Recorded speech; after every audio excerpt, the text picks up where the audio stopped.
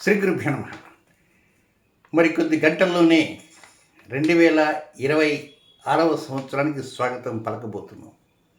అలాగే మరికొద్ది గంటల్లోనే 2025 నిష్క్రమించబోతున్నది. ఈ నేపథ్యంలో రానున్న 2026 ఆంగ్ల సంవత్సరానికి స్వాగతం పలుకుతూ మిథున రాశిలో జన్మించిన జాతకులందరికీ నూతన ఆంగ్ల సంవత్సర సందర్భంగా శుభాకాంక్షలు తెలుపుతూ మిథున రాశి జాతకులకి 2026 ఏరియల్ వ్యూ ఎలా ఉంటుందో క్లుప్తంగా తెలియజేస్తారు. చాలా క్లుప్తంగా. కొత్త సంవత్సరం వస్తుంది అంటే ఆలోచనలు, ఆశయాలు చాలా గొప్పగా ఉంటాయి ప్రతి ఒక్కరికి. అందులో కర్కాటక రాశికి అధిపతి చంద్రుడే మనఃకారకుడు. ఈ మనస్సు రకరకాలుగా ఆలోచన చేస్తుంటుంది. అయితే ముఖ్యంగా ప్రతి సంవత్సరంలో ఈ సంవత్సరం కూడా గ్రహస్థులు కొంచెం వ్యతిరేకంగానే కనపడుతున్నాయి. సంవత్సర ప్రారంభం నుంచే గ్రహకూటం మొదలైనవి.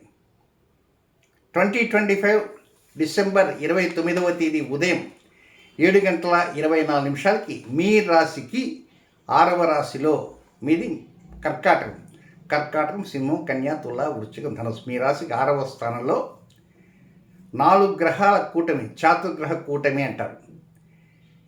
ఇది 29వ తేదీ ఉదయం 7:24 నుంచి జనవరి 13వ తేదీ వేకుంజామున 3:55 వరకు ఈ కూటమి కొనసాగుతూ ఉంటుంది. మీకు 6వ స్థానంలో రవి, బుధ, కుజ, శుక్ర, ఈ 4 గ్రహాలు 2 శుభగ్రహాలు అయినప్పటికీ కూడా దాని యొక్క ప్రభావం కొంచెం ప్రపంచవ్యాప్తంగా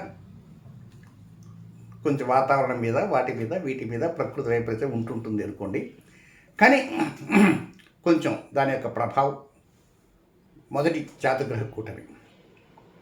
ఆ తర్వాత ఇవే 4 గ్రహాలతో రవి, బుధ, కుజ, శుక్రులతో మీ రాశి 7వ రాశిలో జనవరి నెల 17వ తేదీ ఉదయం 10:24 నుంచి ఫిబ్రవరి 3వ తేదీ రాత్రి 9:52 వరకు మళ్ళీ ఇదే 4 గ్రహాలతో చాతుర్గ్రహ కూటమి మీ రాశికి 7వ రాశి స్థానంలో ఉంటుంది.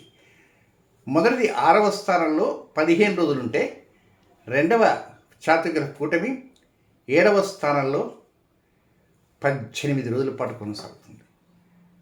ఆ తర్వాత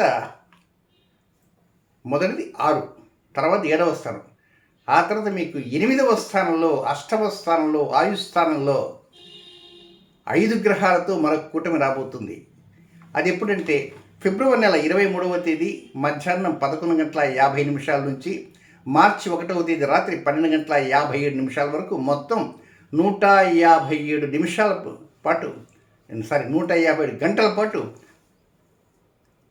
పంచగ్రహ కూటమి 157 గంటలు మీకు 8వ స్థానంలో ఉంటుంది. అది వెళ్తుంది. అది వెళ్ళిన ఏప్రిల్ నెల 23 నుంచి 25 వరకు ఒక గ్రహమాలిక యోగం ఉంది.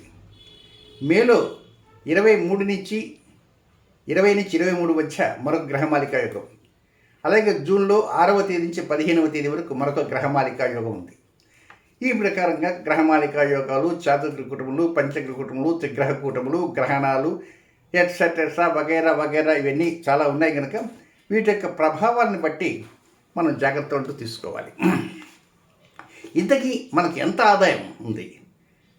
ఆదాయ వ్యయాలు చూసుకుని తెలుగు పంచాంగాల్లో మరి దీంట్లో ఎట్లా చూస్తామంటే ఈ 2026లో 77 రోజుల పాటు విశ్వావసునామ సంవత్సరం, తెలుగు సంవత్సరం నడుస్తుంది. 288 రోజుల పాటు పరాభవనామ సంవత్సరం నడుస్తుంది. మొత్తం 365 డేస్. మరి ఈ గ్రహస్థులు దీంట్లో ఉన్నాయి, దాంట్లో ఉన్నాయి, వాటిని క్రోడీకరించుకుంటూ క్లబ్ చేసుకుంటూ వస్తే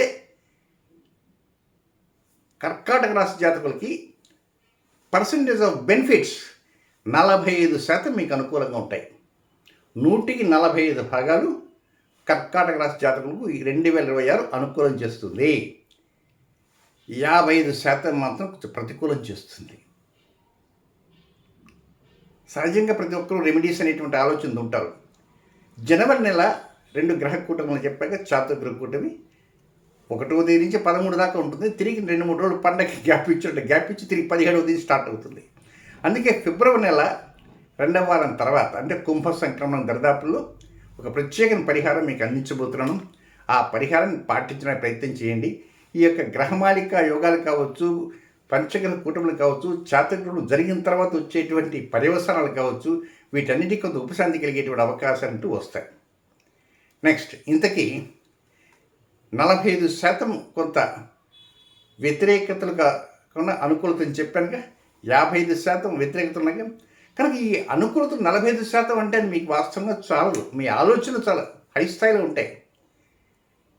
మీ యొక్క సిస్టమేటిక్ లైఫ్కి ఈ 45 ఆగదు. అందువల్ల కొన్ని జాగ్రత్తలు తీసుకోవాలి. ముఖ్యంగా డ్రైవింగ్లో జాగ్రత్తలు తీసుకోవాలి. కార్ డ్రైవింగ్లో జాగ్రత్త తీసుకోవాలి. 2 వీలర్ డ్రైవింగ్, 4 వీలర్ డ్రైవింగ్ ఏమండి మీరు రెండు చేయమండి. చేయకపోయినా ప్రయాణాలు చేస్తుంటారు, కారులో కావచ్చు, వేరే వాళ్ళ బైక్స్ మీద కొంచెం స్పీడ్ పోతుంటే కొంచెం స్పీడ్ తగ్గించని చెప్తుండాలి.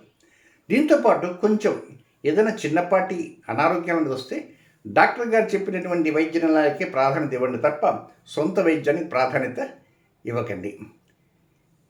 ఇక దంపతుల మధ్య చిన్నపాటి లోపాలు వస్తుంటాయి. ఏదో ఎడమొఖాలు పెడమొఖాలు వస్తుంటాయి, మళ్ళీ అవి సరి చేసుకుని ఉంటారు. అలాగే వివాహం కానిటువంటి వారికి కూడా ముందు దగ్గర దాకా వస్తుంటే మళ్ళీ పోతుంటాయి, దగ్గర దాకా వస్తుంటే మళ్ళీ పోతుంటాయి. వాళ్ళు కొంచెం డిసప్పాయింట్ కావద్దు. ఇక వ్యాపారము, వృత్తి, ఆరోగ్యము ఇలాంటి వాటిలో కొంతవరకు మాత్రమే అనుకూలతలు ఉంటాయి. పెద్దగా హైఫై మాత్రం కాదు. కానీ ఏది ఏమైనా ప్రతి విషయంలో ఆచితూచి మాత్రం అడుగులు వేయండి. తొందరపాటు నిర్ణయాలు పనికిరాదు. హడావిడిగా ట్రైన్ బయలుదేరే ముందు దాకా స్టేషన్లో ప్లాట్ఫామ్ మీద నిలబడి గార్డ్ గ్రీన్ ఫ్లాగ్ ఊపంగానే, పచ్చ జెండా ఊపంగానే, ఆకుపచ్చ జెండా అప్పుడు పరిగెడతారు. కొంతమంది ఏదో టీ కోసం దిగుతారు, కొంతమంది సిగరెట్ స్మోక్ కోసం దిగుతారు. వీలైనంత వరకు మీ నిర్ణీత సమయంలోనే ఆ టీ తాగటం, వెంటనే ట్రైన్ ఎక్కడం, అంతే తప్ప రన్నింగ్లో ఉండేటువంటి ట్రైన్స్లో ఎక్కకండి. అలాగే హైదరాబాద్ సిటీలో కూడా కమ్మి పట్టుకొని పోతుంటారు బస్సుల్లో. కనుక పర్టికులర్లీ కర్కాటక రాష్ట్ర జాతికి ఇట్లా కమ్మి ట్రావెలింగ్ మాత్రం వద్దు. హాయి ప్రశాంతంగా కూర్చొని వెళ్ళడానికి ప్రయత్నం ఉంటే చేయండి. ఇక చిన్నపాటి గమనిక, ప్రతి ఒక్కరికి పితృదేవతలకు ఆశీస్సులు కావాలి. చనిపోయినటువంటి వారు పితరులు ఉంటారు, మరణించిన వారు ఉంటారు, పెద్దలు ఉంటారు. అందుకే పెద్ద పండుగ, పెద్దల పండుగ పేరుకే వచ్చింది. ఆ పెద్దల యొక్క ఆశీస్సులు మనకు లభించాలి. అందుకే మనం పెద్దలను కోరుకోవాలి. తప్పకుండా మీ యొక్క ఆశీస్సులు మాకు అందజేయండి. కొంత దురదృష్టం అంటూ ఉంది, ఆ దురదృష్టాన్ని పోగొట్టుకోవాలి అని. మరి ఆశీస్సులు అందజేయాలంటే సరైన సమయంలో ప్రార్థన చేస్తేనే ఆశీస్సులు అందుతాయి. కనుక 2026లో జనవరి నెల 14వ తేదీ మకర సంక్రాంతి పర్వదినం. 15 కానే కాదు, చేసుకోండి. పితరుల యొక్క ఆశీస్సులు దొరకవు. 14వ తేదీ మధ్యాహ్నం 3:07 సంక్రమణం జరుగుతుంది. 3:07 సాయంత్రం సూర్యుడు అస్తమించే వరకు పుణ్యకాలం అంటూ ఉంటుంది. ఉత్తరాయణ పుణ్యకాలం అంటారు. ఆ పుణ్యకాలంలో పితరులను ప్రార్థించాలి. అలా ప్రార్థించి ఆ సమయంలో ప్రార్థిస్తేనే పితృదేవతల యొక్క ఆశీస్సులు మనకు దొరుకుతాయి. ఆ ఆశీస్సులు దొరికితేనే ఈ చాతుర్గ్రహ కుటుంబంలో, పంచగ్రహ కుటుంబంలో ఎన్నో ఉన్నాయి కూటములు, ఈ ప్రభావంతో గాలిపోతుంది. కనుక మనం పెద్దల యొక్క ఆశీస్సులు పొందాలి. ప్రభుత్వం ఏదో 15వ తేదీ చెప్పి 15వ తేదీ చేసుకోవద్దు. మీరు చేసుకుందో నాకేం ఇబ్బంది వచ్చేలేదు. మీకెంత ఆశీస్సులు కావాలంటే జనవరి 14కే పెద్దపీట ఉన్నాయి. మా ఊరి గుళ్ళో చేసుకోండి. కనుక జనవరి 14 మకర సంక్రాంతి పర్వదినం చక్కగా ఆచరించుకోండి. దేశవ్యాప్తంగా జనవరి 14 చేస్తారు. తెలుగు రాష్ట్రాల్లో పరిస్థితి అట్లా ఉంటుంది. ఇక నెక్స్ట్ మనకు చిన్న గమనిక, 2026లో జనవరి నెల చివరి వారంలో విజయవాడ సిటీలో 2 రోజులు ఉంటాను.